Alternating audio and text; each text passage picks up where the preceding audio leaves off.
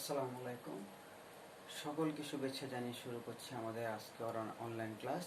আমি গোলাম মোস্তফা, প্রভাষক অর্থনীতি বিভাগ, মোহাম্মদপুর কেন্দ্রীয় কলেজ।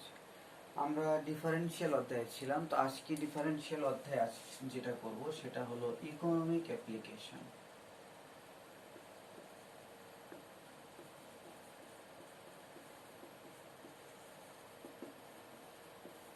অর্থাৎ এতদিন যা আমরা করেছি ডিফারেন্সিয়ালগুলো, সেই ডিফারেন্সিয়ালগুলো ইকোনমিক্সে কিভাবে অ্যাপ্লাই আমরা করব সেটাই আমরা আজকে এখানে শিখব। তার আগে আমাদের যে একটু জিনিসটা শেখা দরকার সেটা হলো আমাদের মোট, অর্থাৎ মোট আয় বলি বা মোট ব্যয় বলি বা মোট মুনাফা বলি, এটা কিন্তু একটা টোটাল অর্থাৎ সমষ্টিকে প্রকাশ করবে। যেমন মোট আয়কে আমরা যদি প্রকাশ করি টিআর, টোটাল রেভিনিউ দ্বারা, মোট ব্যয়কে আমরা বলি টিসি অর্থাৎ টোটাল কস্ট, এবং মুনাফাকে আমরা কিন্তু প্রকাশ করি পাই দ্বারা। এই টিআর, টোটাল রেভিনিউ, টিসি হলো আমাদের টোটাল কস্ট, মোট ব্যয়, এবং পাই হলো টোটাল মুনাফা। তো যখনই আমাদের এই মোট থেকে অর্থাৎ মোট আয় থেকে বা মোট ব্যয় থেকে প্রান্তিক আয় বের করতে বলবে বা প্রান্তিক ব্যয় বের করতে বলবে, অর্থাৎ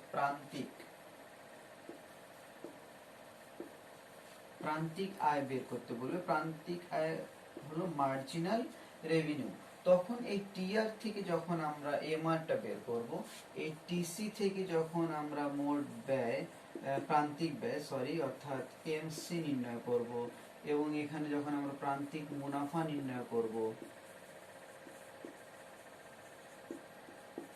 মোট অপেক্ষক থেকে যখন প্রান্তিক অপেক্ষক আমরা নির্ণয় করব, তখন কিন্তু আমরা সেটাকে ডিফারেন্সিয়াল করব। অর্থাৎ এখান থেকে মোট আয় থেকে যখন আমরা এমআর নির্ণয় করব, তখন এটাকে করতে হবে differential, d by d Q. এখানে ডি বাই ডি কিউ, কিউটা হলো কিন্তু পরিমাণ, এই পরিমাণের সাপেক্ষে যখন আমরা ডিফারেন্সিয়ালটা করব, তখনই কিন্তু বের হয়ে যাবে প্রান্তিক আয়। ঠিক অনুরূপভাবে মোট ব্যয়কে যখন আমরা ডিফারেন্সিয়াল করব, কিউ এর সাপেক্ষে বের হবে প্রান্তিক ব্যয় অর্থাৎ মার্জিনাল কস্ট, এবং মুনাফাকে যখন আমরা ডিফারেন্সিয়াল করব, তখন বের হয়ে যাবে প্রান্তিক মুনাফা। ঠিক এখানে আমাদের আরেকটা জিনিস, সেটা হলো গড় আয় এবং গড় ব্যয়। সেটা আমরা একটু জানবো যে গড় আয় কিভাবে নির্ণয় করা হয়। এআর অর্থাৎ এভারেজ রেভিনিউ, আমরা যদি টোটাল রেভিনিউকে মোট আয়কে কোয়ান্টিটি দ্বারা ভাগ করে দিই, তাহলেই কিন্তু আমাদের এআরটা নির্ণয় হয়ে যাবে। ঠিক অনুরূপ ভাবে আমরা যদি এসি নির্ণয় করতে চাই, অর্থাৎ এভারেজ কস্ট, গড় খরচ নির্ণয় করতে চাই, তাহলে কিন্তু টিসি কে আমরা পরিমাণ দ্বারা ভাগ করে দিব, সেটা হয়ে যাবে গড় খরচ।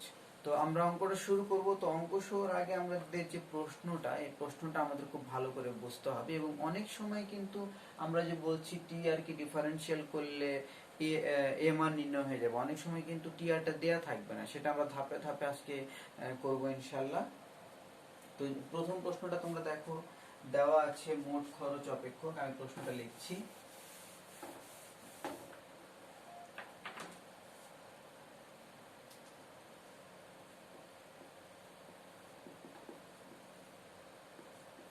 দেওয়া আছে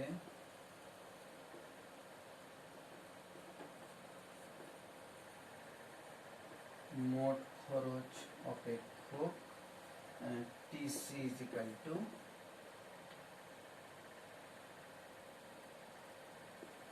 3q square plus 7q plus 12।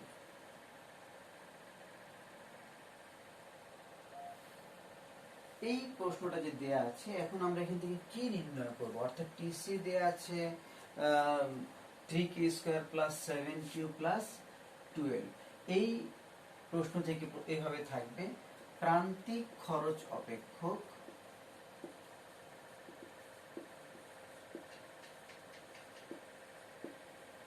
ও গড় খরচ অপেক্ষক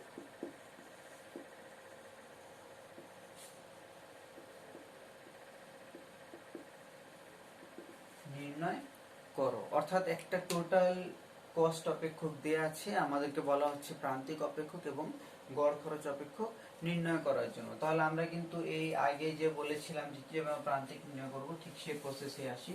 প্রথমে আমরা আসি প্রান্তিক খরচ কিভাবে নির্ণয় করব। তো দেওয়া আছে লিখে আমরা লিখলাম যে মোট খরচ অপেক্ষক টিসি সমান সমান এত, সুতরাং প্রান্তিক খরচ অপেক্ষক এমআর এমসি অর্থাৎ marginal cost differential of TC, অর্থাৎ টিসি কে যদি আমরা কিউ এর সাপেক্ষে ডিফারেন্সিয়াল করে দিই তাহলেই কিন্তু বের হয়ে যাবে এমসি। তাহলে দেখো এখানে আমরা টিসি এর মানটা বসিয়ে দিচ্ছি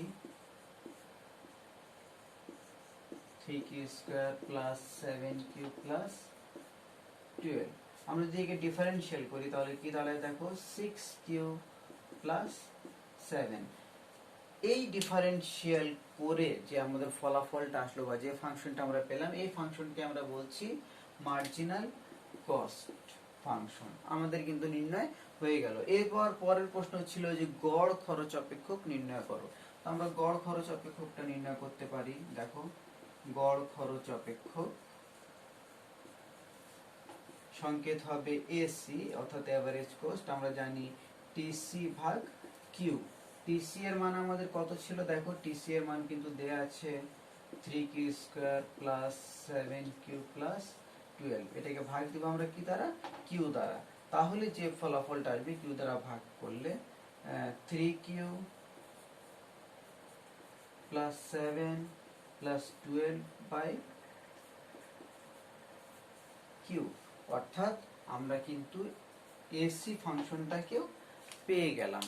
এখন দেখো খুব ইজি ভাবে, অর্থাৎ শুধুমাত্র আমরা যদি দুইটা জিনিস জানি যে কিভাবে এমসি নির্ণয় করতে হয় আর কিভাবে এসি অর্থাৎ কিভাবে প্রান্তিক নির্ণয় করা যাবে এবং কিভাবে গড় নির্ণয় করা যাবে, তাহলে কিন্তু আমরা খুব সহজেই এই মানগুলো নির্ণয় করতে পারবো। আমরা আর একটু জটিলতায় যাই। দেখো জটিলতায় গিয়ে কিভাবে কাজ করি।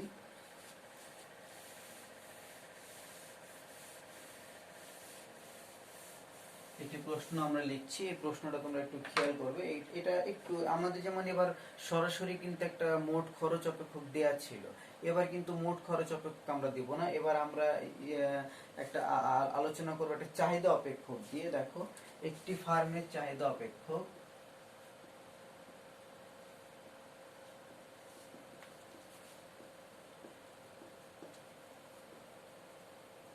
একটি ফার্মের চাহিদা অপেক্ষক পি সমান সমান Q square plus 2q plus 1 হলে, অর্থাৎ আমাদের কিন্তু দেয়া আছে কি শুধুমাত্র চাহিদা অপেক্ষকটা। সেই চাহিদা অপেক্ষকটা দেওয়ার পরে আমাদের কি চাইলো দেখো, এত হলে মোট টিসি এমসি ও এসি নির্ণয় করো। তাহলে আমাদের কিন্তু আমরা যেভাবে আগে বলেছিলাম যে টিসি দেয়া থাকলে কিন্তু এমসি আমরা নির্ণয় করতে পারবো, কিন্তু এই অঙ্কে আমাদের টিসি কিন্তু দেয়া নেই। এখন টিসি যদি দেয়া না থাকে তাহলে কিন্তু আমরা এমসি এবং এসি বের করতে পারবো না, কারণ এমসির ক্ষেত্রেও কিন্তু আমাদের টিসি লাগে এবং এসি নির্ণয় করতে অর্থাৎ গড় নির্ণয় করতে গেলেও কিন্তু আমাদের মোট অর্থাৎ টোটালটা লাগে। যেহেতু এখানে টোটালটাই দেওয়া নাই, তাহলে প্রথম যে কাজ আমার সেটা হলো যে টিসি যদি বলা থাকতো যে নির্ণয় করো, তাহলে তো আমাদের নির্ণয় করতেই হবে।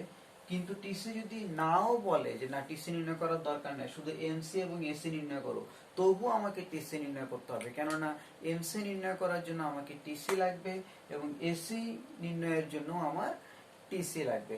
তাহলে দেখো আমাদের কিভাবে এই টিসিটা নির্ণয় হচ্ছে।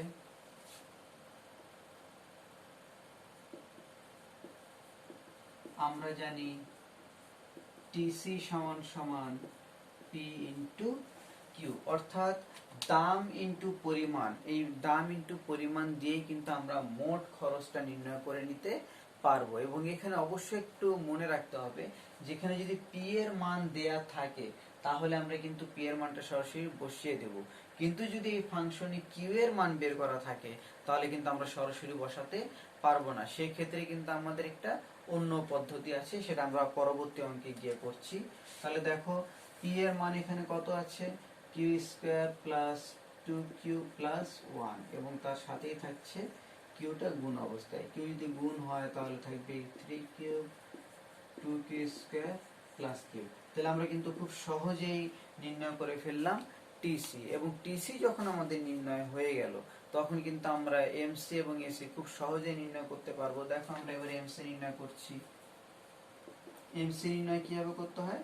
ডিফারেন্সিয়াল অফ টিসি, অর্থাৎ টিসি কে যদি আমরা ডিফারেন্সিয়াল করে দেই d by d Q of Q Q plus 2q square plus Q. এই টিসি কে যখন আমরা ডিফারেন্সিয়াল করব তখন কি থাকে দেখো 3q square 3q square plus 4q plus 1, অর্থাৎ আমরা এমসি টিসি কে ডিফারেন্সিয়াল করে এমসি কে আমরা নির্ণয় করে ফেললাম। এবার যেটা হবে এসি এর মান নির্ণয়। এসি এর ঠিক একই পদ্ধতি, টিসি ভাগ কিউ। টিসি এর মান আমাদের বের করা আছে, এটা আমরা ভুলে গেলে হবে না।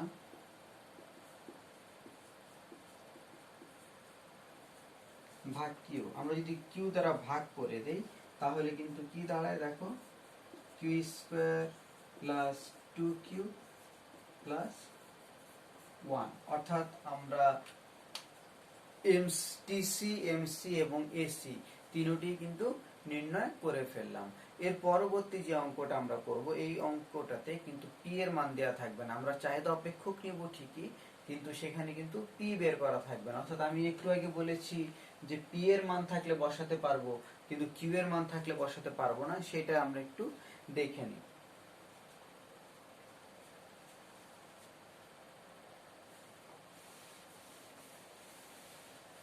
তোমরা কিন্তু অবশ্যই এগুলো প্র্যাকটিস করবে, এগুলো প্র্যাকটিস না করলে কিন্তু সব ভুলে যাবে।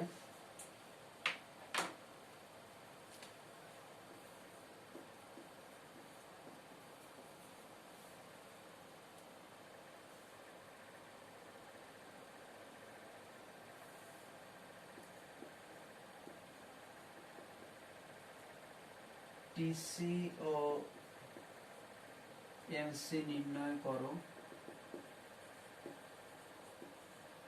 প্রমাণ করো যে পি সমান সমান এসি। এখানে তিনটা জিনিস চাওয়া হয়েছে। এক হলো টিসি নির্ণয় করব, তারপরে এমসি নির্ণয় করব, এবং আমাকে প্রমাণ করতে হবে আমাদের যে গড় ব্যয়টা সেটা হলো তার দামের সমান, অর্থাৎ P is equal to AC.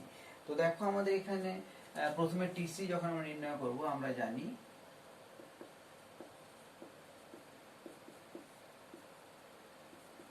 আমি আগেই বলেছি টিসি সমান সমান কিন্তু পি ইন্টু কিউ, কিন্তু এখানে কিউ এর মান বের করা আছে, আমি কিন্তু কিউ এর মানটা এখানে বসাতে পারবো না। আমাকে সাইড নোটে এটা কি করতে হবে, এই কিউ যে দেয়া আছে 36 মাইনাস 2p, এখান থেকে আমরা যদি 2p কে পাশে নিয়ে আসি তাহলে হয়ে যাবে প্লাস 2p, আর কিউ পাশে চলে গেলে হয়ে যাবে মাইনাস কিউ।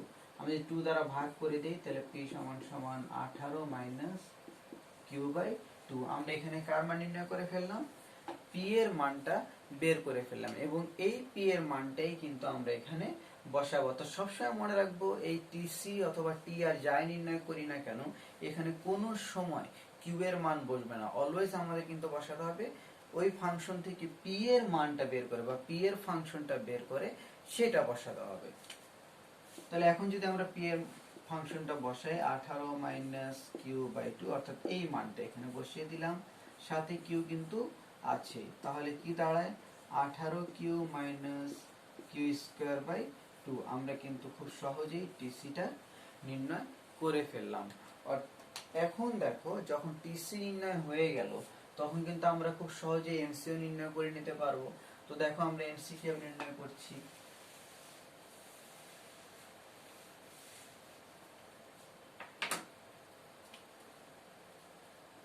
আমরা জানি এমসি সমান সমান ডিফারেন্সিয়াল অফ টিসি। এখানে টিসি এর মানটা কত দেখো, 18 কিউ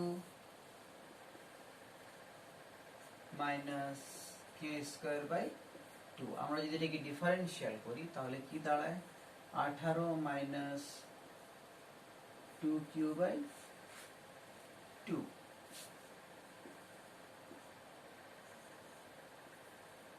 এটাই হলো আমাদের এমসি এর মান, অর্থাৎ আমরা শুধুমাত্র টিসি কে ডিফারেন্সিয়াল করে এমসিটা নির্ণয় করে ফেললাম। এখন যেটা করব, আমাদের যে প্রমাণটা ছিল যে প্রাইস সমান সমান এসি, আমরা কিন্তু প্রাইস অলরেডি বের করে রেখেছি। এখানে দেখো প্রাইস পি সমান সমান কিন্তু 18 মাইনাস কিউ বাই 2। এখন যদি আমরা এটা প্রমাণ করতে পারি যে এসি সমান সমান হবে প্রাইস, তাহলেই কিন্তু সেই প্রমাণটা হয়ে গেল। আমরা জানি এসি সমান সমান হলো টিসি বাই কিউ। টিসি এর মান কত ছিল তোমরা দেখো, টিসি এর মান ছিল 18 Q minus Q square by 2, নিচে একটা কিউ থাকবে। তো এইখানে যদি কিউ কিউ কাটা যায়, এখানে থাকে 18 মাইনাস কিউ স্কয়ার বাই 2, এবং এইটা যেহেতু ভগ্নাংশের নিচে আসছে উল্টে গেলে হবে 1 বাই কিউ, অর্থাৎ 18 মাইনাস এইটা দ্বারা একটা কিউ কাটা যাবে, কিউ বাই 2। তোমরা একটু দেখো খেয়াল করে, এই মানটাই কিন্তু কার মান, পি এর মান। সুতরাং আমরা প্রমাণ করে দিলাম AC is equal to P, অর্থাৎ দাম এবং গড় খরচটা কিন্তু পরস্পর সমান। তো এইভাবে খুব টেকনিক্যালি কিন্তু কাজগুলো করা যায়, এবং আমরা কাজগুলো কিন্তু খুব একটা কঠিন না, খুব সহজ সহজ ডিফারেন্সিয়াল বলতে গেলে যেগুলো আমরা প্রথম পর্যায়ে ডিফারেন্সিয়াল গুলো করেছিলাম সেগুলো আছে।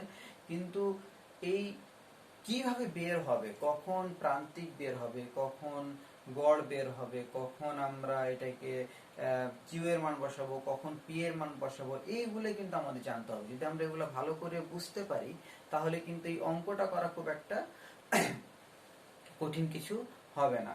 এরপরে দেখো আমরা আর একটা অঙ্ক করছি। সেই অঙ্কটার মধ্যে আমরা যে জিনিসটা শিখব সেটা হলো যে যদি সরাসরি টিসিও দেওয়া না থাকে এবং সরাসরি চাহিদা অপেক্ষক না দিয়ে শুধুমাত্র গড় অপেক্ষক দেওয়া থাকে, তাহলে আমরা কিভাবে কাজ করব সেটা ধরনের একটা অঙ্ক। ও তার আগে আমরা একটু ভোগের অঙ্ক করে নেই।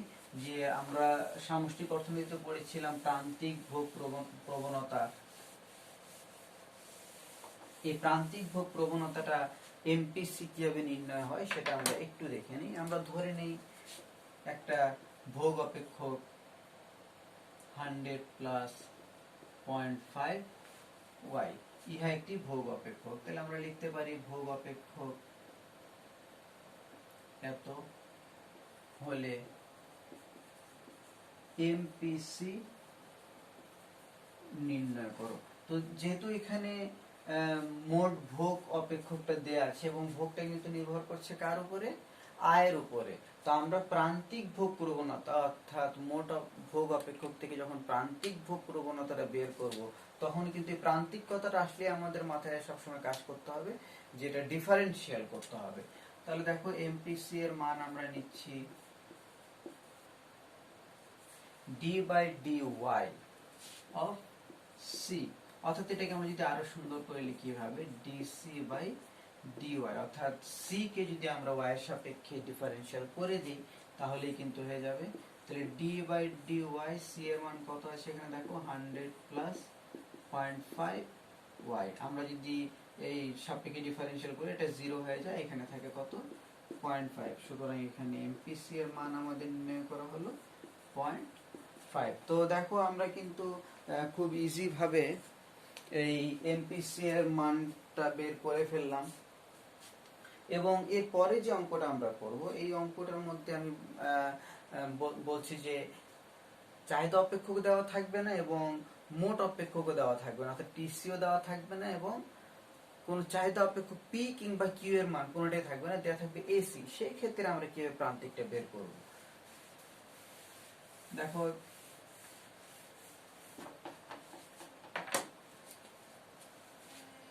দেওয়া আছে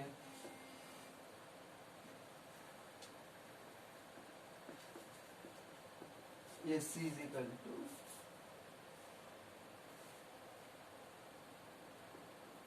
1.5 Q plus 4 plus 46 5 Q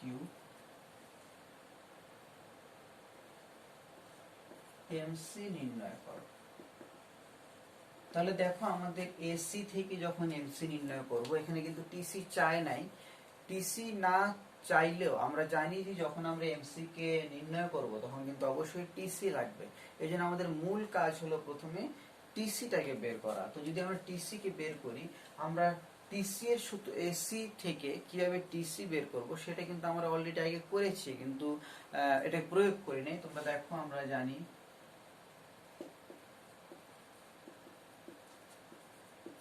আমরা জানি এসি সমান সমান টিসি ভাগ কিউ। এই সূত্রটা কিন্তু এর আগেই আমরা দেখেছি, এবং এই দেখার পরে আমরা যেটা দেখব যে আমাদের কার মানটা দেয়া আছে। আমাদের কিন্তু মান দেয়া আছে টিসি এর, এসি এর মান। তাহলে আমরা নির্ণয় করব কোনটা? টিসি। আমরা যদি টিসি কে এভাবে আর গুণন করি, তাহলে এদিকে থাকে এসি গুণন কিউ, অর্থাৎ এসি এর মানটা কত আছে? 1.5 কিউ প্লাস 446 বাই কিউ। এটাকে গুণন হবে কি দ্বারা? কিউ দ্বারা। তাহলে এখানে কি দাঁড়ায়? 1.5 Q square plus 4 Q plus 46। অর্থাৎ আমরা কি পেয়ে গেলাম? টিসি পেয়ে গেলাম। যে সূত্রটা আমরা আগে নির্ণয় করে এসি নির্ণয় করেছিলাম, ঠিক একই সূত্র ব্যবহার করে এসি থেকে আমরা কিন্তু টিসিও নির্ণয় করতে পারি। এখন আমাদের যে কাজটা হলো এমসি নির্ণয় করা। D by d Q of,